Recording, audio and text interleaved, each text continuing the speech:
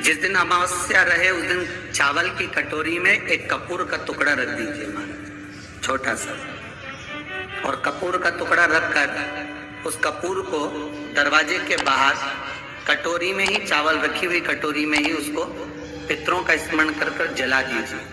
और जलाने के बाद उस चावल को कहीं भी किसी भी वृक्ष की छांव में पक्षियों के लिए डाल दीजिए। शिव महापुराण की कथा कहती है, अगर मान लो पितर आपको कष्ट दे रहे हैं, पितर आपको तकलीफ दे रहे हैं, कोई काम नहीं होने दे रहे हैं, या कहीं आपको ऐसा लगता है कि पितरों का दोष है, तो वो पितृ दोष देवी, अब ये जो आप करेंगे ये कब कर रहे हैं? अमावस्या के दिन आप उसको रख रहे हैं।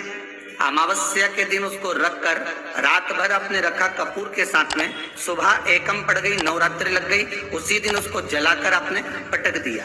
अर्थात उससे देवी और पितृ इन दोनों का आशीर्वाद जो प्राप्त होता है, तो घर में से पितृदोष समाप्त होकर लक्ष्मी की वृद्धि प्रारंभ हो जाती है, कार्य में सिद्धता आ जाती है। मान लो अगर पितृदोष है तो करो, नहीं है बड़े अलमस्ती से रहो।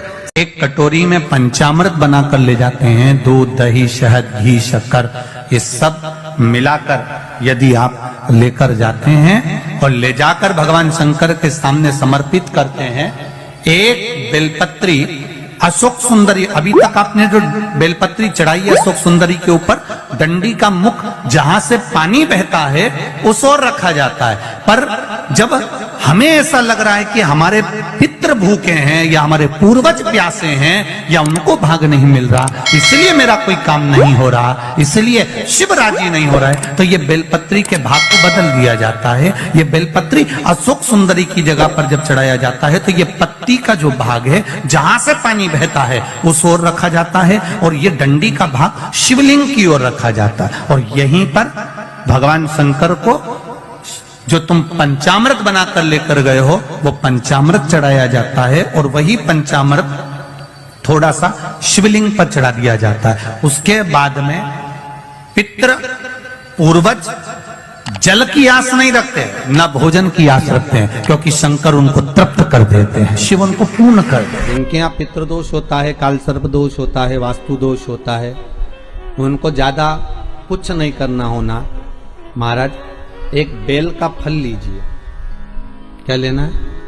बेल का फल, बेलपत्री का जो फल होता है उसको ले लो, उसके अंदर का जो गुर्दा होता है, अंदर का जो भाग होता है उसको निकाल लीजिए, और उस बेल के फल में आटा सेक कर उसमें शक्कर मिलाकर उसको उसके अंदर भर लीजिए। अमावस्या के दिन सुबह 10 बजे से पहले उस बेल फल में जिसमें तुमने पंजेरी भरी है, आटा सेक कर भरा है शक्कर के साथ में, उसको अपने घर में घुमाने के बाद में जिसको काल सर्प दोष बताया है, पितृदोष बताया है या वास्तु दोष का स्मरण बताया है, घर में सब दूर घुमाकर अपने परिवार का हाथ का स्पर्श कराकर पीपल के पेड़ के नीचे खड्डा खोदकर उस बेलपत्र के उस फल को दाब दीजिए, उस फल को उसमें दबा दीजिए। महाराज केवल एक अमावस्या करना रहता है, पितरों के दोष से मुक्ति मिलती है और हमारे घर के कार्य सफल होना प्रारंभ हो जाते हैं। कार्य की सफलता होती है, कार्य में सफलता प्राप्त होने लगती है। हम फिर निवेदन करेंगे, आपको लगता है कि आपका व्यापार नहीं चल रहा, आपको लगता है कि आपके घर में शांति नहीं, आपको लगता है कि मेरा ये काम होना चाहिए, नहीं हो रहा, तो प्रयास करना, 2 लोटा जल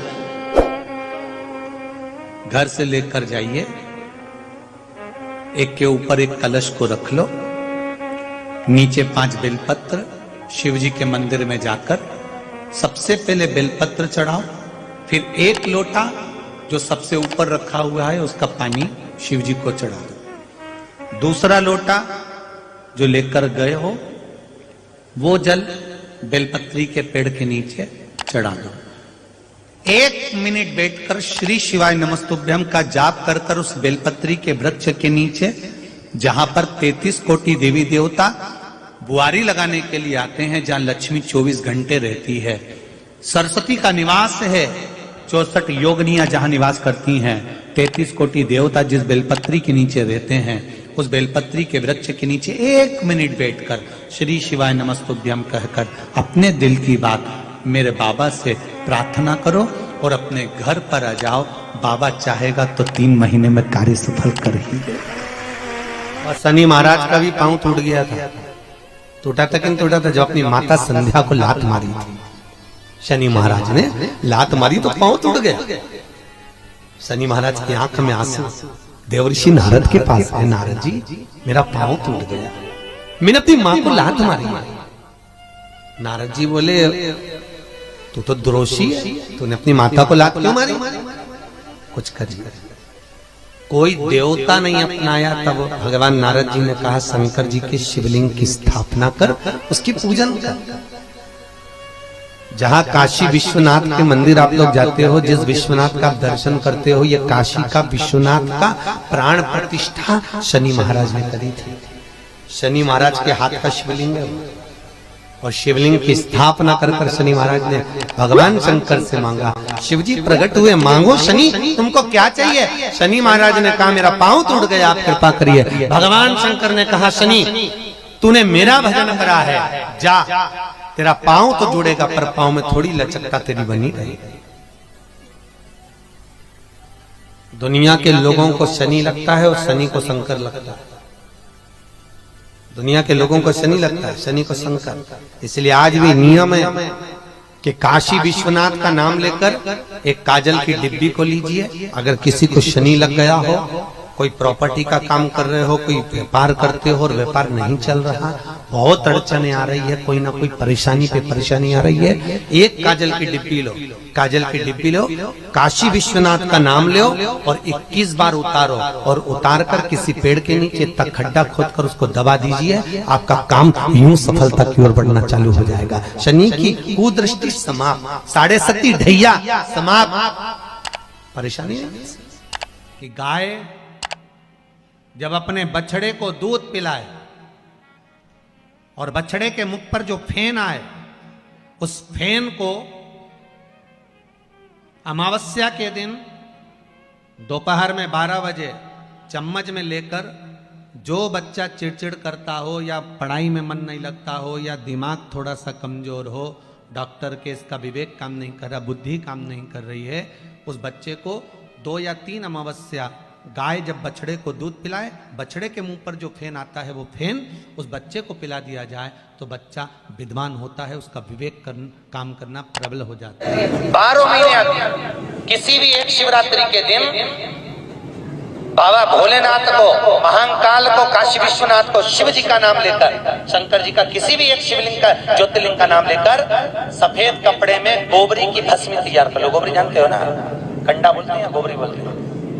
कंडा बोलते हैं। तो कंडा, अलोना कंडा, अलोना कंडा जानते हो? हाथ से थप्पा हुआ नहीं, गाय ने पोता गिराया, वो सूख गया, उसको लाओ, जब वो सूखा हुआ ऐसा कैसे उसको जला लो ठंडा करके, जब वो सूख जाए उसके बाद जलाकर उसकी राख तैयार करो, सफेद कपड़े में उसको ले लो और रात्रि में, शिवरात्रि की रात्रि को 12 बजे जाकर शंकर के मंदिर पर उस गोबरी की भस्म चढ़ा दो। उसी भस्म को वापिस निकाल लो और रात के समय ही उसको पानी में डालकर स्नान कर लो।